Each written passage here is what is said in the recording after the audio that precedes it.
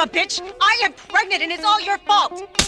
Despite being slapped in front of everyone, Carlos didn't get angry. Instead, he watched Gabby walk away, a cunning smile on his face. The story begins earlier that day. That day, Gabby unexpectedly discovered that her birth control pills had been switched. She quickly realized that Carlos was responsible. And she was right. Carlos was about to go to prison, and in order to keep Gabby, he secretly ordered a large batch of vitamins. Then, he carefully opened the packaging of the birth control pills with a razor blade and replaced the pills with vitamins. Carlos's plan quickly worked, but it wasn't foolproof. Gabby soon discovered traces of glue residue at the bottom of the pills. Carlos quickly blamed the birth control pill manufacturer, but Gabby didn't believe his excuse. She knew how much Carlos wanted a child. Seeing Gabby's anger, Carlos remained calm, because he had already devised a plan. He immediately brought up his deceased mother to help him escape responsibility. Oh no. What? Mama! Oh, please. Hey, it's possible. I mean, you buy that stuff in bulk 6 months at a time, right? Yeah, so? Before the accident, I told her how much I wanted to have a child. And she said that she would take care of it. I just thought that she would talk to you. Baby, I am so sorry.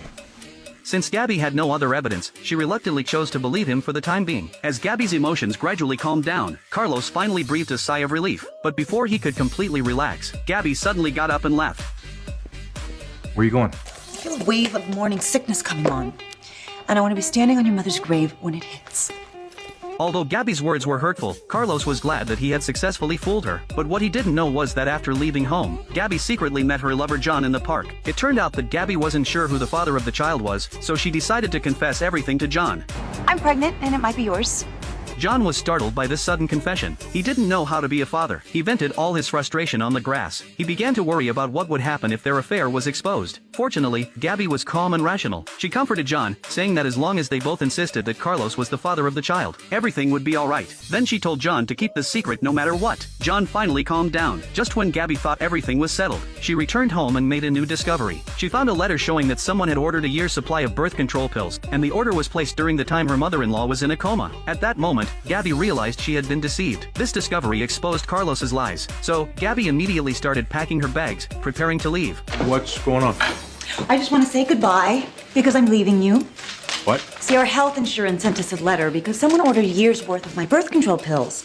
And apparently our policy doesn't cover drugs bought by the kilo. I told you it was my mom. The prescription was dated, Carlos, and Juanita was in a coma when this claim was filed. You did this, not your mother.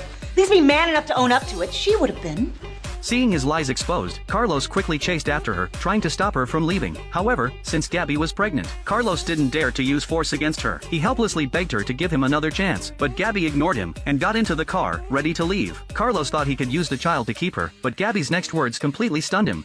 Oh, Carlos,